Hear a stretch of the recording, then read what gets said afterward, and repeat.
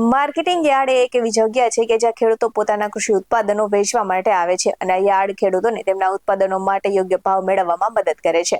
તો આ સાથે જ બજારના ભાવની જાણકારી ખેડૂતો અને વેપારીઓ બંને માટે મહત્વપૂર્ણ હોય છે.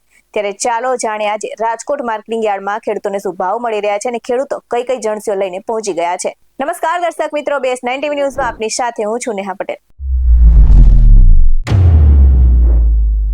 રાજકોટ માર્કેટિંગ યાર્ડ એટલે ખેડૂતોનું બીજું ઘર અને આ સાથે જ અહીંયા કપાસ, ચણા, શાકભાજી સહિતની વિવિધ તેલીબિયાની હરાજી પણ થઈ હતી. તો આ સાથે જ આજે યાર્ડમાં કપાસની 2600 ક્વિન્ટલ આવક નોંધાઈ હતી અને કપાસનો મણદીઠ ભાવ 1310 થી 1567 બોલાયો હતો. તો આ સાથે જ ટુકડા ઘઉંની પણ આવક જોવા મળી હતી અને ટુકડા ઘઉંના ભાવની જો વાત કરવામાં આવે તો 510 થી 606 રૂપિયા ભાવ બોલાયો હતો. તો સફેદ ચણાની 460 ક્વિન્ટલ આવક સાથે સફેદ ચણાનો મણદીઠ ભાવ ખેડૂતોને 1130 રૂપિયાથી થઈને 1870 રૂપિયા મળ્યો હતો.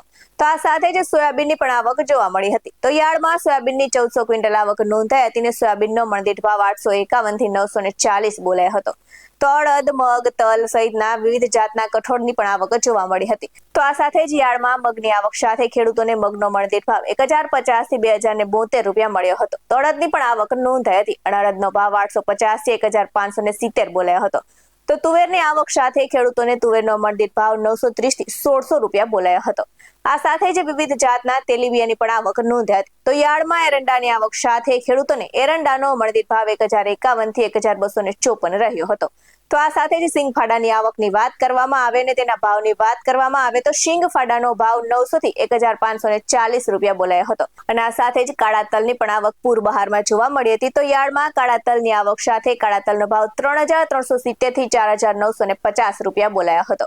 તો આ સાથે જ યાર્ડમાં વિવિધ જાતના કોબીજ, રીંગણ, મરચા, મૂળા સહિતના કંદમૂળ તેમજ વેલા પર થતા શાકભાજી અને પાંદડાવાળા લીલાછમ શાકભાજીની પણ આવક જોવા મળી હતી. તો ભીંડાની આવક સાથે ભીંડાનો ભાવ 721 થી 998 રહ્યો હતો. તો ગુવારની આવક સાથે ગુવારનો ભાવ 1023 થી 1751 બોલાયો હતો. અને આ સાથે જ યાર્ડમાં સરગવાના સિંગની પણ આવક જોવા મળી હતી. તો સરગવાની આવક સાથે સરગવાનો ભાવ 1579 થી 2602 બોલાયો હતો. તો આ સાથે જ તુરિયાની પણ આવક જોવા મળી હતી અને તુરિયાના ભાવની જો વાત કરવામાં આવે તો તુરિયાના ભાવ 678 થી લઈને 1054 રૂપિયા બોલાયા હતા. તો આ સાથે જ રાજકોટ માર્કેટિંગ યાર્ડમાં ખેડૂતોને પૂરતા પ્રમાણમાં ભાવ મળતા હોવાથી રાજકોટ જ નહીં પરંતુ આસપાસના ગામડા અને શહેરોમાંથી ખેડૂતો પોતાનો માલ વેચવા માટે આવે છે અને રાજકોટ માર્કેટિંગ યાર્ડમાં મોરબી, સુરેન્દ્રનગર, હળવદ સહિતના શહેરના ખેડૂતો પોતાનો પાક લઈને પહોંચી જાય છે.